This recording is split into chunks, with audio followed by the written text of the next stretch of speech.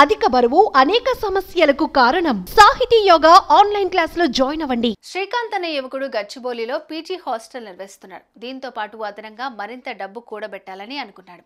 అందుకోసం బెట్టింగ్ ను వేదికగా చేసుకున్నాడు. ఇందులో భాగంగానే పలు దఫాలుగా క్రికెట్ బెట్టింగ్ లో పాల్గొని 1,00,000 కాదు 2 లక్షలు కాదు దాదాపు 5 కోట్ల వరకు నష్టపోయాడు. అప్పుల్లో కూరుకుపోయి బయటపడలేకపోయాడు. దీంతో ఏం చేయాలో అర్థం కాక జుట్టు పీక్కున్నాడు.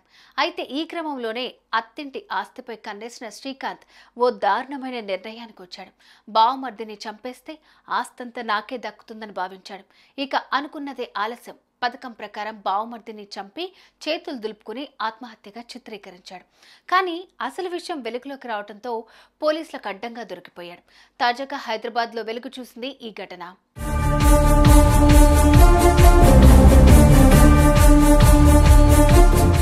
ఏపీలోని కావలికి చెందిన శ్రీకాంత్ అనే యువకుడు గత కొన్నాళ్ల నుంచి గచ్చిబౌలిలో పీజీ హాస్టల్ నిర్వహిస్తున్నాడు. ఇదే కాకుండా క్రికెట్ బెట్టింగ్ లో కూడా పాల్గొనేవాడు. అలా బెట్టింగ్ పెట్టిన శ్రీకాంత్ దాదాపు 5 కోట్ల వరకు నష్టపోయాడు. పూర్తిగా అప్పుల్లో కూరుకుపోయాడు. ఆ సమయంలో అతడికి ఏం చేయాలో తెలియక తల పట్టుకున్నాడు.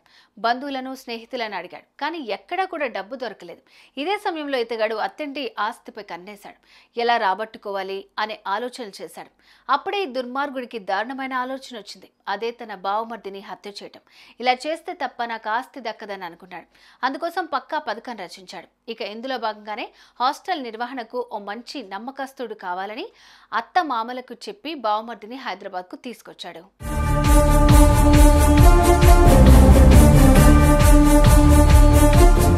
ఈ క్రమంలోనే బావమర్ది చెడు వ్యసనాలకు అలవాటు పడ్డాడు అంటూ ఆరోపణలు చేస్తూ అత్తమామలను నమ్మించే ప్రయత్నం చేశాడు.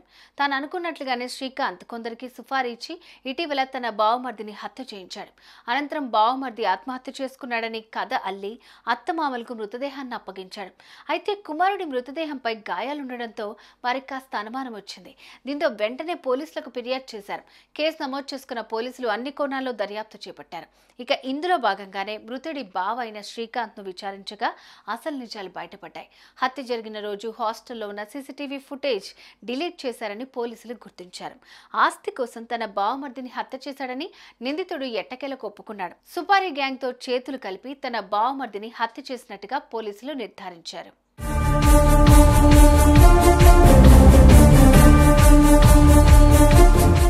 ఇది ఈ దుర్మార్గుడి దారుణం. బావమర్ది మేలు కోరాల్సిన బావ శ్రీకాంత్ ఆస్తి కోరుకున్నాడు. అత్తింటి ఆస్తిపై కన్నేసి అతన్ని అతి కిరాతకంగా హత్య చేయించాడు. ఈ నిందితుడిని కఠినంగా శిక్షించాలని మృతుడి తల్లిదండ్రులు, కుటుంబ సభ్యులు డిమాండ్ చేస్తున్నారు. ఇదే ఘటన ఇప్పుడు స్థానికంగా తీవ్ర కలకలంగా మారుతోంది.